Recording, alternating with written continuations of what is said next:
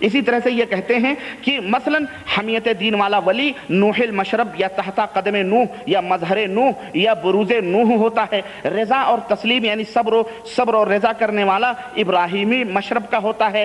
عشق و محبت والا موسوی مشرب کا ولی ہوتا ہے. وحدت و فنائیت والا عیسوی مشرب کا ہوتا ہے. ابدیت والا جو سب کی جامع ہے محمدی مشرب ہوتا ہے. اور بعض دفعہ کہہ دیتے ہیں کہ فلاں ولی میں فلاں نبی کا بروز ہوا ہے، جیسے قمر میں شمس کا بروز ہوتا ہے. الغرض نبی اصل اور ولی اس کی نقل ہوتا ہے. یہ ابن عربی کا کلام ہے، یہ ابن عربی اس زندیق کا کلام ہے کہ کبھی کبھی کوئی ولی نوح المشرب ہوتا ہے، کوئی ولی ابراہیمی مشرب کا ہوتا ہے، کوئی ولی جو ہے عیسوی مشرب کا ہوتا ہے، کوئی ولی موسوی مشرب کا ہوتا ہے. الغرض اس طرح کی یہ بہرحال فلسفیانہ گفتگو ہے، شاید آپ کے سمجھ میں نہ آئے، لیکن مل جملہ یہ ہے کہ اولیاء کے اندر نبیوں کے صفات کا بروز ہوتا ہے. کیا ہوتا ہے؟ نبی کے صفات ظاہر ہوتے ہیں، ان کے کمالات حاصل کرتے ہیں اولیاء اللہ. ان سب چیزوں کو اگر آپ سامنے رکھیں تو اس سے واضح طور پر یہ بات ہمارے سامنے آتی ہے کہ صوفیوں کے نزدیک کس طرح اولیاء کو انبیاء کے مقامات کی سیر کرائی جاتی ہے اور کس طرح وہ انبیاء کرام کے رنگ میں رنگ جاتے ہیں، انبیاء کرام کے رنگ میں رنگ جاتے ہیں اور ان کے بروز بن جاتے ہیں. نبیوں کے کیا ہو جاتے ہیں؟ وہ بولو، بروز بن جاتے ہیں، نبیوں کے بروز بن جاتے ہیں، ہے نا. حالانکہ یہ چیزیں قرآن و سنت سے ہرگز ثابت نہیں ہیں. نہ محمد رسول اللہ صلی اللہ علیہ وسلم نے اپنے صحابہ کو اس تعلق سے کوئی بات بتلائی کہ اے میرے صحابہ تم بھی کوشش اور محنت کر کے میرا بروز بن سکتے ہو، میرا بروز حاصل کر سکتے ہو اس طرح سے. تو بہرحال الغرض اسلام کا اس سے کہیں اس کا کوئی رشتہ نہیں ہے، بلکہ یہ تمام سب صوفیوں کی باتیں ہیں. اور اس تعلق سے اور بھی کچھ تفصیلات ہیں، لیکن میں بہت مختصر طور پر اب آئیے میں مرزا غلام احمد قادیانی کا عقیدہ اس تعلق سے بتلاؤں. صوفیوں کا تو یہ عقیدہ آپ نے سنا کہ کوئی بھی ولی، کوئی بھی شخص محنت اور جد و جہد اور مشقت کر کے وہ نبیوں کا بروز ہو سکتا ہے، یعنی ان کا ذلی یا ان کا بروزی نبی کہہ سکتے ہیں. اب مرزا غلام احمد قادیانی کے چند کوٹیشن، چند اس کے کتابوں کے حوالے آپ کی خدمت میں پیش کرتا ہوں اور آپ کے اوپر فیصلہ چھوڑتا ہوں. غلام احمد قادیانی نے کوئی نیا دعویٰ نہیں کیا، بلکہ بالکل صوفیوں کے اسی مسلک اور اسی طریقے پر چلتے ہوئے مرزا غلام احمد قادیانی نے اپنے دعوے نبوت کو منوایا. اور اس نے کیا کہا؟ کہتا ہے مرزا غلام احمد کہتا ہے کہ دنیا میں کوئی نبی نہیں گزرا جس کا نام مجھے نہیں دیا گیا. سو جیسا کہ براہین احمدیہ میں خدا نے فرمایا ہے کہ میں آدم ہوں، میں نوح ہوں، میں ابراہیم ہوں، میں اسحاق ہوں، میں یعقوب ہوں، میں اسماعیل ہوں، میں موسیٰ ہوں، میں داؤد ہوں، میں عیسیٰ ابن مریم ہوں، میں محمد صلی اللہ علیہ وسلم ہوں. یعنی بروزی طور پر، استغفر، بولو کس طور پر؟ بروزی طور پر. ترتیب میں حقیقت الوحی صفحہ نمبر 84. یہ اس کی کتاب ہے. ابراہیم احمدیہ جو ہے یہ کس کی کتاب ہے؟ مرزا غلام احمد قادیانی کی، جس کو سارے احناف نے مل کر کے چندہ دے کر کے اور جو ہے اس نے اس کتاب کو لکھوایا ہے. ہاں، کہتا میں بروزی نبی ہوں، میں آدم ہوں، میں موسیٰ ہوں، میں عیسیٰ ہوں، سب کچھ ہوں، میں محمد ہوں، سب کچھ ہوں صلی اللہ علیہ وسلم، لیکن میں بروزی ہوں. کیا ہوں میں؟ بروزی. تو اگر وہی بروزی ابھی ابو الحسن خرقانی کا واقعہ گزرا، کسی کہا میں شبلی وقت ہوں، میں جنید وقت ہوں، میں فلانے وقت ہوں، تو ابو الحسن خرقانی کو جلال آ گیا اور اس بزرگ نے کیا کہا؟ میں مصطفیٰ وقت ہوں. یہی بروزی ہے، یہی بروزی عقیدہ ہے. جو اگر صوفیہ اس بات کا اقرار کریں تو ہمارے ملکوں کے یہ دیوبندی بریلوی صوفی ہے نا، کیوں پیٹنے لگتے ہیں، اپنی بغلوں کو کیوں بجانا شروع کر دیتے ہیں اور کہتے ہیں یہ ہمارے ولی اللہ ہیں. لیکن اگر وہی عقیدہ غلام احمد قادیانی کا ہے، میں بھی بروزی نبی ہوں، تو اس کو کافر کیوں کہتے ہو؟ اس کو کافر کیوں کہتے ہو؟ اسی طرح یہ کیا کہتا ہے مرزا قادیانی؟ کہتا ہے خدا نے براہین احمدیہ کے وقت میں اس سر خفی کی مجھے خبر نہیں دی، ہے نا.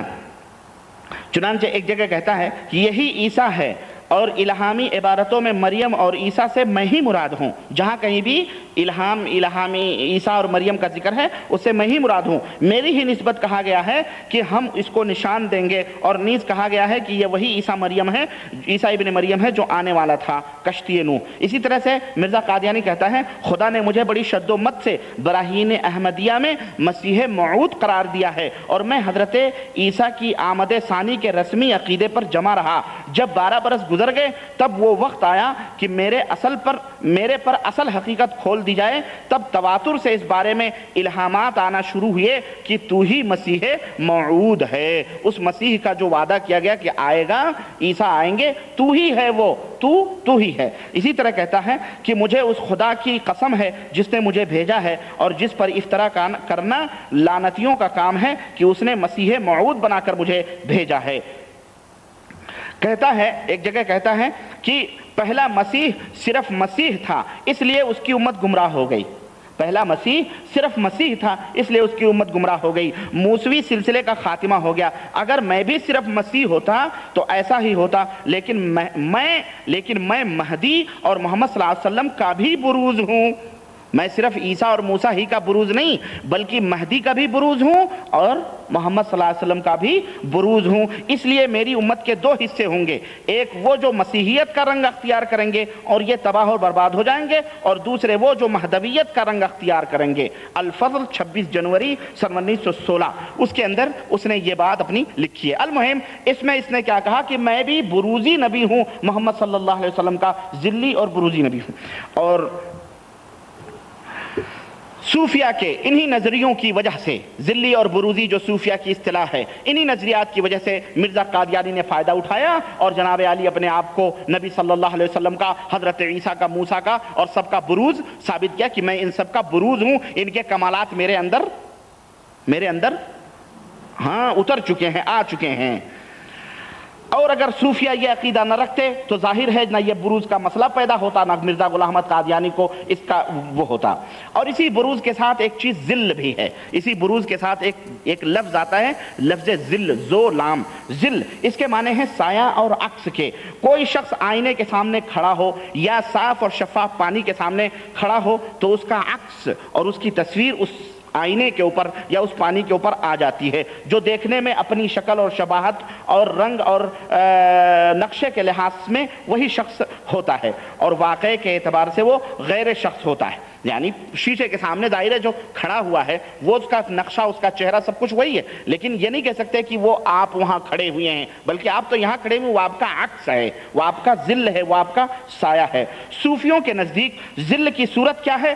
ذل کی صورت یہ ہے کہ خاص خاص اولیاء خاص انبیاء کے رنگ میں رنگے جاتے ہیں اور انبیاء کے کمالات ان اولیاء میں جذب ہو جاتے ہیں، جس کی بنا پر اولیاء ان انبیاء کے قدموں کے نیچے ہوتے ہیں یا ان کے مظہر اور ان کے بروز ہو جاتے ہیں۔ اس طرح ان میں شخص اور عکس، شے اور ذل، اصل اور نقل کی صورت پیدا ہو جاتی ہے۔ ذل اور بروز در حقیقت ایک ہی چیز ہے، لیکن ان میں تھوڑا سا ہلکا سا فرق ہے۔ ولی کا نبی کے رنگ میں رنگ جانا ذل ہے، ولی کا نبی کے رنگ میں رنگ جانا یہ ذل کہلاتا ہے، اور ولی سے نبی کے کمالات کا ظہور ہونا یہ بروز کہلاتا ہے۔ اب سمجھ آئی ذل اور بروز کا فرق کیا ہے؟ ولی کا نبی کے رنگ میں رنگ جانا یہ ذل کہلاتا ہے، اور ولی سے نبی کے کمالات کا ظاہر ہونا یہ کیا کہلاتا ہے؟ صوفیوں کی اصطلاح میں بروز کہلاتا ہے۔ چنانچہ دیوبندی اور بریلوی حنفیوں کے سب سے بڑے امام مجدد الفسانی یہ مکتوبات جلد اول مکتوب نمبر 248 میں یہ لکھتے ہیں کہ کمال تابعان انبیاء بجہت کمال متابعت و فرط محبت بلکہ بمحض عنایت و محبت جمیع کمالات انبیاء مطبوعہ خدرہ جزم نمائند و بکلیت برنگ ایشاں منسبق می گردند حتیٰ کی فرق نمی ماند درمیان مطبوعاں و تابعاں الا بالاصالہ والتبعیہ والاولیہ والآخریہ۔ یعنی دیوبندیوں اور حنفیوں کے، بریلویوں کے امام مجدد الفسانی اپنی کتاب میں لکھتے ہیں کہ نبیوں کے پیروکار اور ان کے متبعین جو ہوتے ہیں ان کے کمال تابعیت اور ان سے انتہائی محبت رکھنے کی وجہ سے، بلکہ محض اللہ تعالیٰ کی عنایت اور محبت سے اپنے جس نبیوں کی وہ اتباع کرتے ہیں ان مطبوع انبیاء کے تمام کمالات اپنے اندر جذب کر لیتے ہیں اور پورے طور سے ان کے رنگ میں رنگین ہو جاتے ہیں، یہاں تک کہ نبی اور ان کے کاملین تابعین میں سوائے اصل اور ذل کے، اصل اور تبعیت یعنی ذل کے اور کوئی فرق، یا اولیت اور آخریت کے اور کوئی فرق باقی نہیں رہتا ہے۔ یہ عقیدہ یہ حنفی امام جو بریلیوں دیوبندیوں کے انہوں نے یہ دیا ہے۔ اب جب صوفیہ کے نزدیک یہ بات ثابت ہے کہ اولیاء انبیاء کے رنگ میں رنگے جاتے ہیں اور ان کے کمالات پوری طرح اپنے اندر جذب کر لیتے ہیں، اور ان میں صرف شخص اور عکس، آدمی اور اس کے سائے کا اور اصل اور نقل کا فرق رہ جاتا ہے۔ تو اس نظریے کو سامنے رکھتے ہوئے مرزا غلام احمد قادیانی کی چند باتیں آپ سماعت کریں کہ دیکھیں مرزا قادیانی کیا کہتا ہے۔ مرزا قادیانی کہتا ہے کہ میرا نام جو نبی کریم کی زبان مبارک سے نبی رکھا گیا ہے، میرا نام جو نبی کریم صلی اللہ علیہ وسلم کی زبان مبارک سے نبی رکھا گیا ہے، تو یہ ذلی امر ہے جو آپ کی متابعت کی برکات سے مجھے حاصل ہوئی ہے۔ اس نے یہ دعویٰ کیا تو یہ کافر، اور بزرگوں نے، صوفیوں نے ذل اور بروز کا دعویٰ اور وہ چور دروازے کھولے اور یہ تمام فلسفے بیان کیے کہ کوئی بھی آدمی نبیوں کا کمال حاصل کر سکتا ہے، ان کا بروز ہو سکتا ہے، ان کا ذل ہو سکتا ہے، تو وہ سب سے بڑے ولی اللہ اور وہی عقیدہ مرزا غلام احمد قادیانی رکھے تو کافر کیوں؟ تو پھر مرزا قادیانی ہی کافر کیوں؟ پھر ان صوفیوں کا اور ان صوفیوں کے پیروکاروں کا کیا حشر کرو گے آپ؟ بولو۔ اسی طرح سے یہ کہتا ہے، قادیانی کہتا ہے کہ کوئی مرتبہ شرف و کمال کا، کوئی مرتبہ شرف و کمال کا اور کوئی مقام عزت اور قرب کا بجز سچی اور کامل اطاعت اپنے نبی صلی اللہ علیہ وسلم کے ہم ہرگز حاصل نہیں کر سکتے۔